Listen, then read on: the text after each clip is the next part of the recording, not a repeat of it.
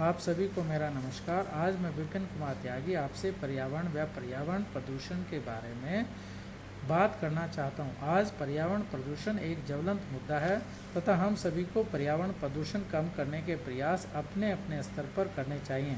हम सभी ने अभी हाल ही में देखा है कि विश्व भर में लॉकडाउन हुआ और पर्यावरण प्रदूषण सभी शहरों में अत्यंत कम हो गया।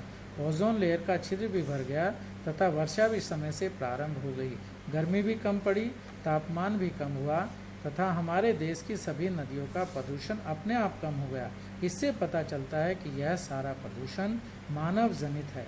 यदि हम सभी अपने अपने स्तर पर इस प्रदूषण को कम करने का प्रयास करेंगे तो यह कम हो सकता है। पर्यावरण में 31% ऑक्सीजन है तथा ऑक्सीजन पृथ्वी के चारों ओर वातावरण में मौजूद है। यही ऑक्सीजन हमारे सांस लेने में प्रयुक्त होती है। जब हम सांस लेते हैं तो ऑक्सीजन की ही आवश्यकता होती है और जब हम सांस छोड़ते हैं तो हम कार्बन डाइऑक्साइड छोड़ते हैं। पेड़ पौधे इसी कार्बन डाइऑक्साइड को ग्रहण करते हैं, अतः कार्बन डाइऑक्साइड को कम करना हमारे लिए आवश्यक है। यह हम तभी कर सकते हैं जब हम ज़्यादा से ज़्यादा वृक्षारोपण करेंगे, तभी हम कार्बन डाइऑक्साइड को नियंत्रित कर पाएंगे। यदि ऑक्सीजन में अन्य हानिकारक गैसों का मिश्रण भी हो जाएगा तो मनुष्यों को सांस लेने के में ऑक्सीजन के साथ साथ अन्य हानिकारक गैसों को भी ग्रहण करना पड़ेगा, जिससे हमारे शरीर में यह हानिकारक गैसें पहुंच जाएंगी तथा मनुष्य को सांस जनित गंभीर रोग हो सकते हैं। पर्यावरण प्रदूषण मनुष्य व वातावरण सभी के लिए गंभीर खतरा है। पेड़ पौधे हमारे द्वारा छोड़ी गई कार्बन डाइऑक्साइड को ग्रहण कर ऑक्सीजन छोड़ते हैं, अतः प्रकृति ने यह सुंदर सा गिफ्ट पेड़ पौधों के रूप में हमें दिया है। यही पेड़ पौधे हमारे लिए वरदान है, जो हमारे द्वारा छोड़ी गई कार्बन डाइऑक्साइड को वापस ऑक्सीजन में बदलने का कार्य करते हैं।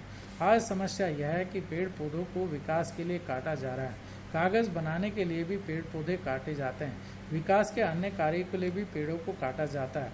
वनों का क्षेत्रफल लगातार घट रहा है, यही चिंता का विषय है।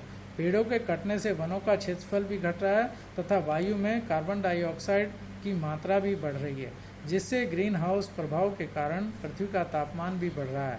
हमारे ग्लेशियर भी कम होते जा रहे हैं तथा उत्तरी ध्रुव व दक्षिण ध्रुव पर ग्लेशियर पिघलकर समुद्र का स्तर बढ़ा रहे हैं। नदियों में पानी का स्तर कम हो रहा है। यही नहीं, नदियां हमें जल प्रदान करती हैं, पृथ्वी का जल स्तर बढ़ाती हैं और जिनमें पानी का स्तर कम होता जा रहा है, जो चिंता का विषय है। तथा नदियां फसलें पैदा करने में भी सहायक होती हैं। इन्हीं के कारण जीवन है। वन वर्षा का कारण भी बनते हैं। वर्षा से पृथ्वी का जल स्तर बढ़ता है तथा पेड़ पौधों को जीवन मिलता है तथा फसलें पैदा करने में भी वर्षा का अहम योगदान है। पर्यावरण प्रदूषण से ओजोन लेयर भी पतली होती जा रही है, जिसके कारण ओजोन लेयर में छिद्र भी हो गए हैं। ओजोन लेयर सूर्य की हानिकारक किरणों को पृथ्वी पर आने से रोकती है। यदि ओजोन लेयर में छिद्र हो गए और यह पतली हो गई तो सूर्य की हानिकारक किरणें पृथ्वी पर पहुंच जाएंगी और मानव जीवन के अस्तित्व पर ही खतरा उत्पन्न हो जाएगा। अतः हमें समय पर जगना होगा। हम उन सभी कारणों को दूर करना होगा जो इस सब के लिए जिम्मेदार हैं। हमें सोचना होगा कि पर्यावरण प्रदूषण से कैसे बचें। सबसे पहले तो हमें वृक्षारोपण को करना होगा। यदि हम सभी अपने जन्मदिन पर एक पौधा प्रकृति को अर्पण करें तथा उसकी देखभाल करें तो यह महान कार्य होगा। पौधारोपण भी हो जाएगा और हमारा जन्मदिन भी विशेष हो जाएगा। यदि हमारे पास पेड़ पौधे लगाने की जगह नहीं है तो हमें गमलों में पेड़ पौधे लगाने चाहिए। हम फूल, तुलसी व मनी प्लांट जैसे पौधे अपने घर के आंगन में भी लगा सकते हैं। तुलसी का पौधा तो औषधीय पौधा है जो अपने आसपास बैक्टीरिया को भी खत्म करता है तथा तुलसी के पत्ते का सेवन हमें बीमारियों से भी बचाता है। मनी प्लांट तो घर के अंदर ही हम लगा सकते हैं, जो आंखों की रोशनी भी बढ़ाता है तथा ऑक्सीजन भी पैदा करता है। हमारे आंगन के छोटे छोटे फूल अच्छे भी लगते हैं, घर की शोभा भी बढ़ाते हैं तथा बालकनी को भी सुंदर बनाते हैं तथा ऑक्सीजन भी देते हैं। अतः हम सभी को पेड़ पौधे लगाने चाहिए ताकि कार्बन डाइऑक्साइड कम हो और ऑक्सीजन बढ़े। हमें फैक्ट्रियों से निकलने वाले धुएं का भी ट्रीटमेंट करना होगा ताकि प्रदूषण को कम किया जा सके। यह सभी फैक्ट्रियों के लिए आवश्यक किया जाए कि वह प्रदूषण नियंत्रण के लिए सभी आवश्यक इंतजाम करें। नदियों के प्रदूषण को भी नियंत्रण में करने का प्रावधान होना चाहिए।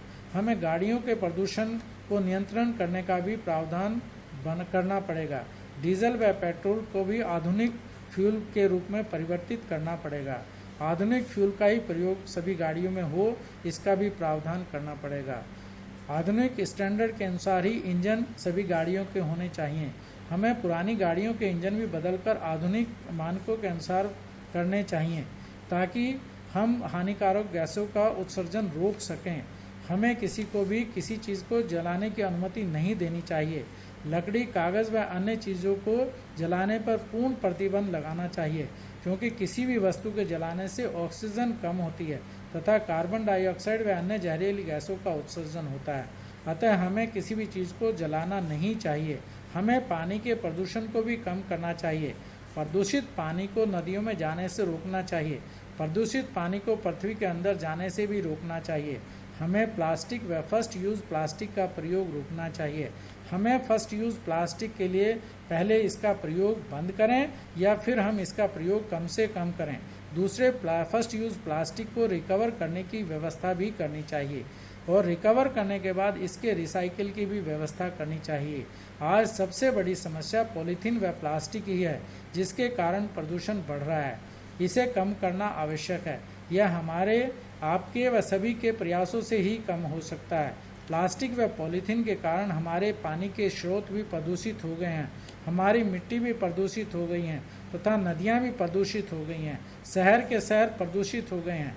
पानी बुरी तरह प्रदूषित हो गया है तथा पीने लायक नहीं रह गया है तथा नदियों के रास्ते समुद्र भी प्लास्टिक युक्त हो गया है तथा समुद्री जानवरों के लिए भी खतरा बढ़ गया है। मछलियाँ भी प्लास्टिक के कारण जहरीली हो गई हैं। इसी प्लास्टिक प्रदूषण से हमारे अस्तित्व पर ही प्रश्न चिन्ह खड़ा हो गया है। अतः हमें तत्काल इस समस्या का निराकरण करना होगा। हमें विश्व पर्यावरण दिवस पर शपथ लेनी होगी कि हम स्वयं भी पर्यावरण प्रदूषण के प्रति जागरूक होंगे, दूसरों को भी जागरूक करेंगे। हम स्वयं भी वृक्षारोपण करेंगे, दूसरों को भी वृक्षारोपण करने के लिए प्रेरित करेंगे। हम स्वयं भी जल प्रदूषण नहीं करेंगे तथा दूसरों को भी जल प्रदूषण नहीं करने देंगे। हम स्वयं भी समुद्र व नदियों के प्रदूषण को कम करने का प्रयास करेंगे तथा दूसरों को भी इसके लिए प्रेरित करेंगे। हम स्वयं भी वायु प्रदूषण व ध्वनि प्रदूषण को कम करेंगे तथा दूसरों को भी इसके लिए प्रेरित करेंगे। हम मानव के अस्तित्व को बचाने के लिए पर्यावरण को बचाने का हर संभव प्रयास करेंगे तथा अपने प्रयास से पर्यावरण प्रदूषण को कम करने का प्रयास करेंगे तथा अन्य लोगों को भी इसी प्रकार के प्रयास करने को प्रेरित करेंगे। हमारा प्रयास होगा कि सभी लोग इस मुहिम से जुड़ें। पर्यावरण प्रदूषण, जल प्रदूषण, प्लास्टिक प्रदूषण को हम कम करने का प्रयास करेंगे। हम वृक्षारोपण की मुहिम को भी सफल बनाएंगे। हम ग्रीन भारत की मुहिम को सफल बनाने का प्रयास करेंगे। हम कागज़ का प्रयोग कम करने का प्रयास करेंगे। किताबों के भी एक बार प्रयोग के बाद किताबों की अदला बदली को भी प्रोत्साहित करेंगे। प्रिंट आवश्यक होने पर ही करेंगे। किसी भी वस्तु को जलाने से रोकने का प्रयास करेंगे। हम नॉन पॉल्यूटिंग व्हीकल का प्रयोग ज़्यादा से ज़्यादा करेंगे। हम पब्लिक वाहनों का ज़्यादा से ज़्यादा प्रयोग करने का प्रयास करेंगे। हम इलेक्ट्रिक वाहनों का ज़्यादा से ज़्यादा प्रयोग करने का प्रयास करेंगे। हम ध्वनि प्रदूषण को भी कम करने का प्रयास करेंगे। हम जल संचय के सभी प्रयास करेंगे तथा जल प्रदूषण को कम से कम स्तर पर लाने का प्रयास करेंगे। हम वर्षा जल संरक्षण को भी बढ़ावा देंगे। हम अपने व्यवहार में पर्यावरण प्रदूषण रोकने को प्रमुखता देंगे। हम अपने बच्चों को इस अभियान से जोड़ेंगे तथा 5 जून विश्व पर्यावरण दिवस पर पर्यावरण संरक्षण की शपथ स्वयं भी लेंगे तथा दूसरों को भी दिलाएंगे। जय हिंद।